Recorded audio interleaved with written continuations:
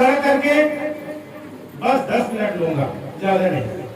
लड़ेंगे लड़ेंगे हम सब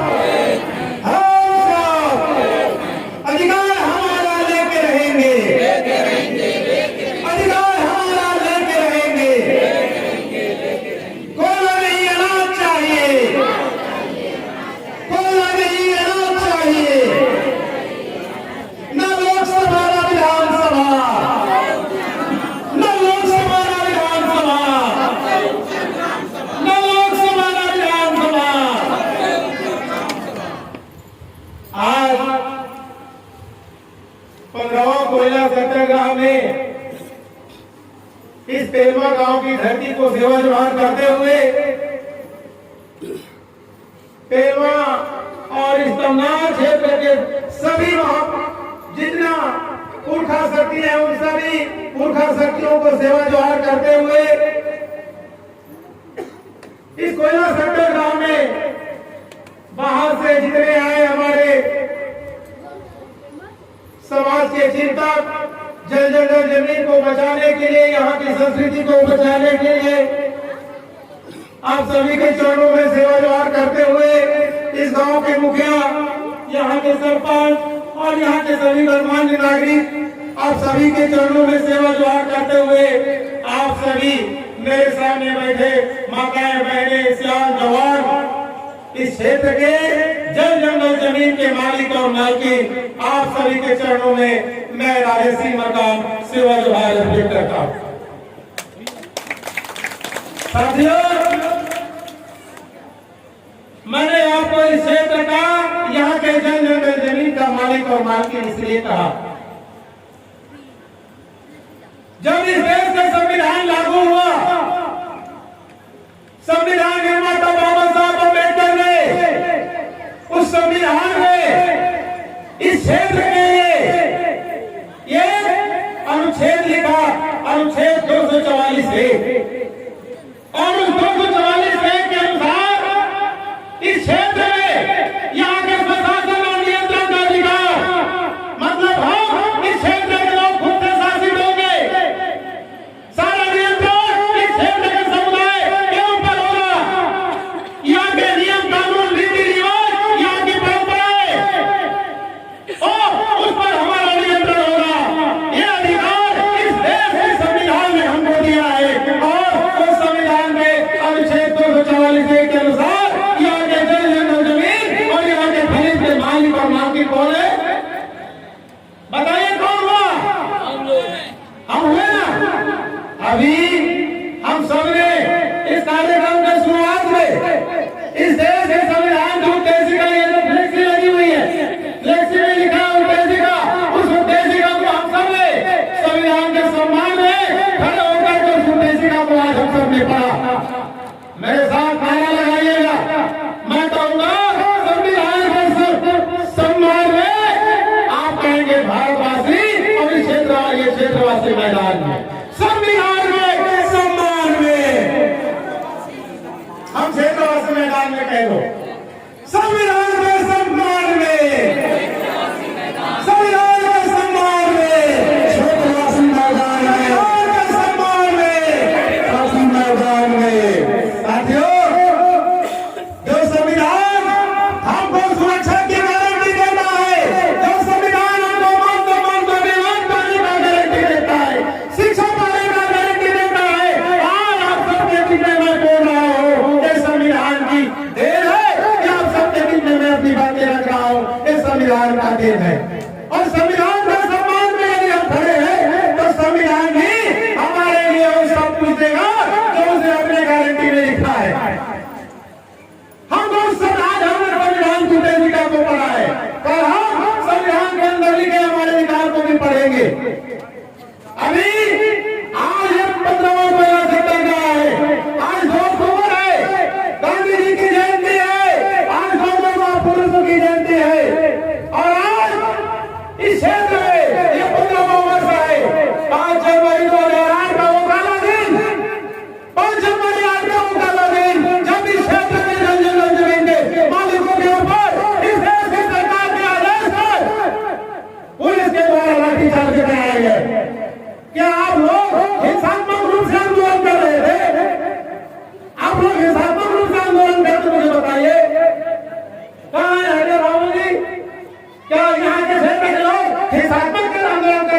लाठीचार्ज पड़ा?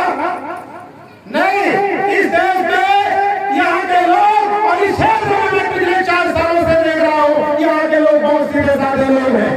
इस क्षेत्र के लोग संवैधानिक रूप से अपनी बातों को मनवाने के लिए काम करते हैं, लेकिन जो लाठीचार्ज हुआ गैर संवैधानिक रूप से, गैर कानूनी रूप से, यह कायरता का प्रमाण था उस समय की सरकार का और उस समय के प्रशासन का कि यहाँ के जमीन के लोगों का जो अपने अधिकार की बात कर रहे थे, अपने अधिकारों की मांग कर रहे थे, आप लोग अपने अधिकार के लिए लड़ रहे थे, जिन कंपनी के खिलाफ लड़ रहे थे, आप तो चाह रहे थे कि यहाँ के कोयला का मालिक हम उसका, यहाँ के जमीन का मालिक हम है तो यहाँ के कोयला के मालिक भी हम है। आज 2013 को इस देश के सर्वोच्च अदालत ने यह फैसला देकर कह दिया कि यहाँ के खरीद पर यहाँ के समुदायों का अधिकार होगा। लेकिन ऐसी क्या बात है कि यहाँ की सरकार यहाँ के कोयलों पर हमको अपना हिस्सेदारी नहीं देना चाहती? जब इस क्षेत्र के लोग अपना जमीन नहीं देना चाहते तो सरकार इस क्षेत्र की जमीन को, यहाँ की जंगल को, यहाँ के खरीद पर, यहाँ के पानी को देश के विकास के नाम पर उद्योगपतियों को सौंपने का काम कर रहा है। मैं आप सबसे पूछना चाहता हूँ कि जब से खराबी आई है, जिस तरीके से पावर प्लांट आया है, कितना विकास हुआ इस क्षेत्र का? यदि विकास हुआ होता तो आज यहाँ की सड़कें राष्ट्रीय स्तर की सड़कें बन जाती, अंतर्राष्ट्रीय स्तर की सड़कें बन जाती, अंतर्राष्ट्रीय स्तर के अस्पताल बन जाते, अंतर्राष्ट्रीय स्तर के स्कूल बन जाते, अस्पताल बन जाते और कॉलेज बन जाती, यूनिवर्सिटी बन जाती। लेकिन क्या ऐसा है? आज ये करने की जरूरत है इस क्षेत्र में, इस बात को करने की जरूरत है। इतनी बड़े-बड़े खदानें होने के बावजूद भी, इतने बड़े-बड़े पावर प्लांट होने के बावजूद भी आज रायगढ़ जिला और रायगढ़ जिला के रहने वाले लोगों का क्या विकास हुआ? आज रायगढ़ उद्योगों का गढ़ हो गया है। रायगढ़ आज उद्योगों का गढ़ हो गया है और यहाँ पर बड़े-बड़े पावर प्लांट लगातार लगाए जा रहे हैं। माननीय एनजीटी आपने फैसला लगा दिया कि रायगढ़ जिला में अब एक उद्योग का विस्तार किया जाना या फिर नए उद्योग का लगाया जाना उस क्षेत्र के जनजीवन के खिलाफ होगा। उसके बावजूद भी यहाँ शासन प्रशासन लगातार आज यहाँ पर खड़ा है, आज यहाँ पर पावर प्लांट और पावर प्लांटों के विस्तार करने का काम कर रहे हैं। मतलब इस क्षेत्र को बर्बाद करने पर तुले हुए हैं। तो क्या हम यहाँ बर्बाद होने के लिए पैदा हुए हैं? मेरे रायगढ़ जिला के वासियों और मेरे तमिलनाडु क्षेत्र के वासियों, धरती पर इंसान एक ही बार पैदा होता है और एक ही बार मरता है। हम यहाँ सिर्फ मरने के लिए पैदा नहीं हुए, हम स्वाभिमान के साथ जीने के लिए पैदा हुए। और इसलिए मैं कहना चाहता हूँ मेरे तमिलनाडु क्षेत्र के वासियों और मेरे रायगढ़ जिला के वासियों, इस जल जमीन को बचा के रखिए, इस जल जमीन को बचा के रखिए, क्योंकि इसी जल जमीन से आपका मान सम्मान और स्वाभिमान है और आने वाली पीढ़ियों की पहचान है। बचा दीजिए ताली। इस मान सम्मान स्वाभिमान को हमको बचा के रखना है, क्योंकि इस नीति से, यहाँ के गांव से, यहाँ के गौरव किले से हमारी पहचान है और इस पहचान को खत्म करने की साजिश उद्योगपतियों के द्वारा हमारे खिलाफ लगातार किया जा रहा है। लेकिन इस साजिश में नहीं फंसना है। मुझे गर्व होगा इस गांव में आने के बाद, यह तीसरा साल है मेरा लगातार आप लोग के बीच में मैं कोयला सत्याग्रह में आता हूँ और आप लोग मुझे सम्मान आमंत्रित करते हैं, मुझे गाने सुनने के लिए अपने आप उपस्थित रहते हैं। मैं इस क्षेत्र में देखता हूँ सबसे बड़ा संगठित गाँव कोई है तो ये तेलवा गाँव है, जिसने यहाँ की जमीन को बचाए रखने के लिए अपने मान सम्मान स्वाभिमान को, आने वाली पीढ़ी के पहचान को बचाए रखने के लिए आप लोग संगठित है। ये संगठन ऐसा ही बना रहे, चाहे कितनों भी ताकत लगा ले इस देश की सरकार, कितनों भी ताकत लगा ले यहाँ की पूंजीपतियों और उद्योगपति, अडानी अंबानी और जिन जैसे कंपनियां, आप इस संगठन को कोई हिला नहीं सकता। बजा दीजिए साथियों। आज इस क्षेत्र के लोगों को यहाँ की सड़कों के लिए लड़ना पड़ता है। अभी 3 दिन में लगातार हमारे गाँव में सड़क को लेकर आंदोलन चल रहा था और यहाँ की सड़कें बंद है। आप सबको पता है इस सड़क पर चलने के लिए जो लोग पसंद ना करे, उस सड़क पर चलने के लिए यहाँ की शासन और प्रशासन को मजबूर कर दिया है। उस 4 दिन वाले सड़कों को लेकर के इससे 6 महीने पहले, साल भर पहले तमाम आंदोलन कर रहे थे उसी सड़क को लेकर। मतलब हमारे जीवन में मूलभूत सुविधाओं के लिए शासन के खिलाफ सड़कों पर उतरना पड़ता है। इससे पता चलता है कि यहाँ के साथ और प्रशासन इस क्षेत्र के लिए कितनी सजगता दिखाती है। इससे पता चलता है कि जब हम आंदोलन पर बैठे होते हैं वो प्रशासन के लोग उनके ऊपर चौकी डालने पर धरना प्रदर्शन को उठाने के लिए आ जाते हैं। जब धरना प्रदर्शन को उठाने के लिए साहब आए थे, बोल रहे थे गांव के लोगों को कि अब आपके गांव में भी यहाँ खदानें आएंगी, आप लोगों को बहुत बचौड़ा मुआवजा मिल जाएगा, आप लोगों के लिए बड़े बड़े घर बन जाएंगे, आप लोगों के बच्चे अच्छे स्कूलों में पढ़ेंगे। यही विकास है। मैंने साहब से कहा ठीक है बैंक बैलेंस हो जाएंगे, अच्छे अच्छे स्कूल में पढ़ने लगेंगे, जमीन कहां से लाओगे? जमीन नहीं दे पाओगे तो अन्न कहां से उगाओगे? और अन्न नहीं उगा पाओगे तो इस क्षेत्र के लोगों का पेट कैसे भर पाओगे? बजाएंगे ताली। आपको तो फूल नहीं, कोई जवाब नहीं था उनके पास, कोई जवाब नहीं था उनके पास। और होगी भी कैसे? प्रशासन में बैठे हैं, जिस पद पर आप बैठे हैं उस पद पर बैठे रहने के लिए कितनी मेहनत करनी पड़ती है, कितनी पढ़ाई करनी पड़ती है, ये बात मैंने सबके सामने सार्वजनिक कहा।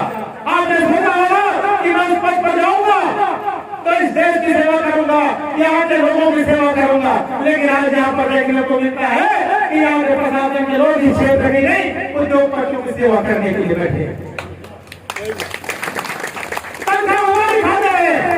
और काम उद्योगपतियों का करते हैं। गांव के लोगों को पता ही नहीं चला, इतिहास प्रकाशन हो गया। वो तो अच्छा हुआ कि भैया जी ने नगर से आकर के हमको पेपर कटिंग दिखा दिया कि घरगोड़ा एजेंट के द्वारा ये इश्तेहार एक फरमान जारी किया गया है कि 5 तारीख को आपको दावापत्ति करना है। बुनियादी अधिनियम 2013 में स्पष्ट प्रावधान है कि जब हमारी जमीनें ली जाएंगी विकास के नाम पर, कोई उद्योग लगाए जाएंगे या फिर खदानें खोली जाएंगी तो 80% लोगों की सहमति उसमें अनिवार्य है। गांव के लोगों को छोड़ दीजिए, तमाम क्षेत्र के गांव का 80% का सहमति नहीं है। अनुसूचित क्षेत्र होने के नाते इस क्षेत्र के हर एक ग्राम सभा जिस गांव में जमीन लेनी है वहाँ की ग्राम सभा अनिवार्य है। किसी भी गांव की ग्राम सभा की अनिवार्यता लोग नहीं मानते, कहीं से कोई प्रस्ताव नहीं लेते और जमीन अधिग्रहण पूरा करके दिखा देते हैं। और 1 साल पहले नारी खाना के चली गए तब की गैर कानूनी गैर संवैधानिक तरीके से वहाँ की जमीनें ले ली गई बिना ग्राम सभा की सहमति के, बिना 80% लोगों की सहमति से। 5 साल के अंदर में उस कानून में प्रावधान है कि 5 साल के अंदर में आपको 100% लोगों को मुआवजा देना होगा। जिंदल कंपनी ने 2022 तक 8 साल बाद भी लोगों को उसका मुआवजा नहीं दे पाया। 5 साल के अंदर उस जमीन पर कब्जा लेना है, उस जमीन पर उसने कब्जा नहीं किया जिसके विरोध में के किसान लड़ रहे थे। उस जमीन पर अपनी ताकत के बल पर पुलिस को सामने रख के, पुलिस का धमकी न करके जेल जाने के डरा धमका करके उस जमीन पर अवैध रूप से कब्जा करके निर्माण कार्य जारी कर दिया गया। सर मुझे बात मैं आप सबको इसलिए बता रहा हूँ कि लड़ाई सिर्फ बखेड़वा की नहीं, ये लड़ाई सिर्फ गंदार क्षेत्र की नहीं, ये लड़ाई सिर्फ राजनीति की लड़ाई है। क्योंकि छत्तीसगढ़ बनने के बाद इस छत्तीसगढ़ के लोगों को छत्तीसगढ़ की सरकार के द्वारा एक भरोसा दिलाया गया था कि नए राज्य का गठन होगा और ये राज्य में जल जंगल जमीन और खनिज से भरा 44% वो क्षेत्र से भरा प्रदेश है। और यहाँ पर जो खनिज है उस खनिज से क्षेत्र के और छत्तीसगढ़ प्रदेश के लोगों का विकास होगा। साथियों लड़ाई से लड़ाई यहाँ से लेकर सरगुजा तक, अब सरगुजा से लेकर बस्तर तक की लड़ाई है। क्योंकि वही लड़ाई बस्तर के लोग भी लड़ रहे हैं, ये लड़ाई सरगुजा के लोग भी अडानी कंपनी के खिलाफ 12 साल से लड़ रहे हैं। वहाँ की ग्राम सभाएं हर साल ग्राम सभा करती है, अपना जमीन नहीं देने का प्रस्ताव पारित करती है, उसके के बावजूद भी अभी फिर से वहाँ पर अडानी कंपनियां पेड़ की कटाई शुरू कर दी है। लगातार वहाँ के ग्रामीणों के विरोध के बावजूद भी। इसे हम समझ सकते हैं कि सरकार यहाँ के लोगों के प्रति वफादार नहीं है, जिम्मेदार नहीं है। यदि वो जिम्मेदार होते तो संविधान की शपथ खाकर बैठे हैं, संविधान पालन करने की शपथ खाकर बैठे हैं, वो संविधान का पालन कर रहे होते। हमको हमारी जंगल जमीन का और यहाँ के कोयला का, यहाँ के खनिज का हमको मालिकाना हक अभी तक दे दिए होते। अधिकार हमारे जीने के, चढ़ के लेंगे सीने पे। अधिकार हमारे जीने के, चढ़ के लेंगे सीने पे। मेरे करनाल और रायगढ़ जिला के निवासियों, ये लड़ाई सिर्फ हमें इस गांव को बचाने की लड़ाई नहीं है, क्योंकि जब लोग विस्थापित होते हैं तो उसकी संस्कृति भी विस्थापित हो जाती है, उसकी पहचान भी विस्थापित हो जाती है। यह अनुसूचित क्षेत्र है, आदिवासी बहुल क्षेत्र है। देश की सरकार की जिम्मेदारी है कि हमारी संस्कृति को बचा के रखे, उसको जीवित रखे। जब हम विस्थापित हो जाएंगे, कमनार गांव का पहला गांव बदलपुरा गांव पूर्ण विस्थापित गांव है। जब पूर्ण विस्थापित है उसको पुनर्व्यवस्थापित करने के लिए सरकार के पास अभी तक कोई योजना नहीं है, तो पूरे 56 गांव जो विस्थापित होना है उसके लिए क्या योजना बनाएंगे। तो आज इस 15वां पहला संकल्प हमें आज हम सब ये आगे धरती, ये आकाश, ये गगन, ये पानी, ये वायु, जो हमारे जीवन जीने के लिए जो श्री भगवान है, उसको आज हम साक्षी मानकर फिर से शपथ लेंगे। आप लोगों को याद है जब पिछले साल मैं आप सबको शपथ करवाया था कि भूल गए? चलिए बैठे बैठे ही करेंगे। हाथ कैसे सामने रख लीजिए सब लोग।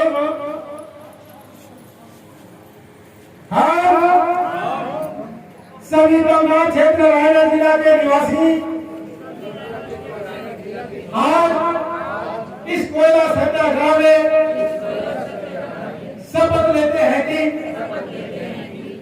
हम अपनी जंगल जमीन को किसी भी कीमत पर उद्योगपतियों को नहीं बेचेंगे। चलिए, बहुत बहुत धन्यवाद।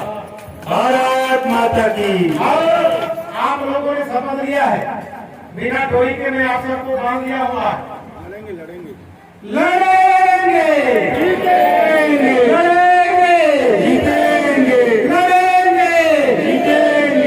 संविधान का पालन कराते रहेंगे,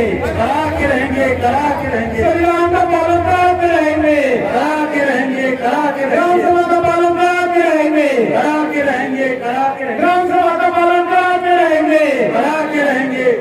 हमारी एकता जिंदाबाद, हमारी एकता जिंदाबाद। साथियों, 2006 में कानून आया और कानून पास हुआ पूरे देश में। अनुसूचित जाति, अनुसूचित जनजाति, अन्य परंपरागत मूल निवासियों की पर जो कानून बना वो अधिकार मान्यता कानून। अभी तक अध्ययन करा लीजिए, बहुत सारे लोग हैं जिनको आज तक को जिस गाँव में सामुदायिक अधिकार पत्र देना था और व्यक्तिगत जो अधिकार पत्र देना था वो आज तक को नहीं मिल पाया।